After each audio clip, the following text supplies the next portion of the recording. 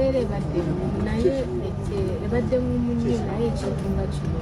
bambanga mukinkoledde nzaani nambwayo waabwe beti Joyce nga addukira ku sipiidi ya kitongereza so kwenda okwebaza Joyce wandisituse Joyce addukira ku sipiidi awo beti mumukwateko sembera wano tuleta kamera eyo nagenda maaso beti Joyce addukira ku sipiidi ate n'abamu badde muwalana nambwayo kati noni nsonga muwaki bannaye Joyce adduka sipiidi asembereko eno katono Yes. Madam Julie and Madam Barbara. Bigambo byange. Nze bigambo byange tebibeera bingi naye bitono. Omutima gwange musiimu simanyi kyenyinza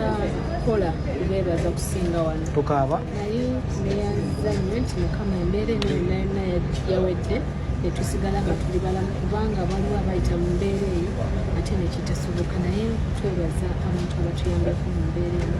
abantu abembeereddewo abantu abanjagadde abantu abampadde amaanyi ne bandaga nti nenanga ekyoliko kituufu ate era mu kituufu ekyo netusobola okubeera nga tuvuddemu n'obuwanguzi. Madam Julie njagala nkutegeere Madam Barbara njagala nkutegeere omuntu n'obeera eyo ng'onjagala naye nga sikumanyi singirawo ey'omuceere tegwa mu mmere yaffe omusajja emmere ng'ekabula obongo okubeera eri bwatyo Madam Julie Madam Barbara bannage neeyanziza kyokka mu obweddamu nnimba lwaki mwannimbye Beti lwaki onnimba beti jya obuuze ku balabi jangu wano Beti obuuzeeko n'abantu abali mu Amerika bakulabeko ye manager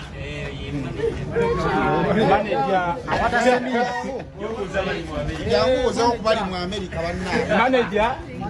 manager yakwata seminti kati bannaabwe tuyise mu bingi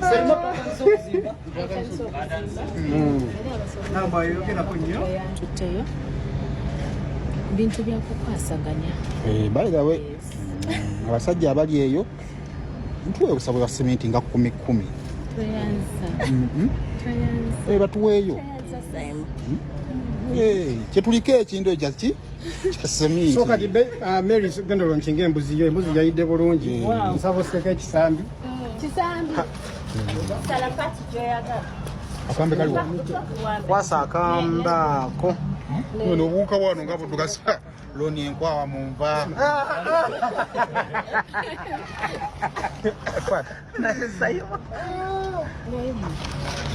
gironkinga nedda olyako katono netulaba endala kyegendako jjukira bakwebaza buteweebuula ennyinga eyo okulaba ng'oginyweza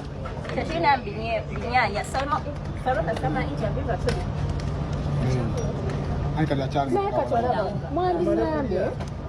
nezya ne papa netunyumirwa papa omukulu omutoto oyo bateyagala kwala bonna naye ne bosalira awo kwata kino yenga bwe kiramba sayiiriwa amiina so finally nambwayo ozeemu n'ofuna embuzi ate namba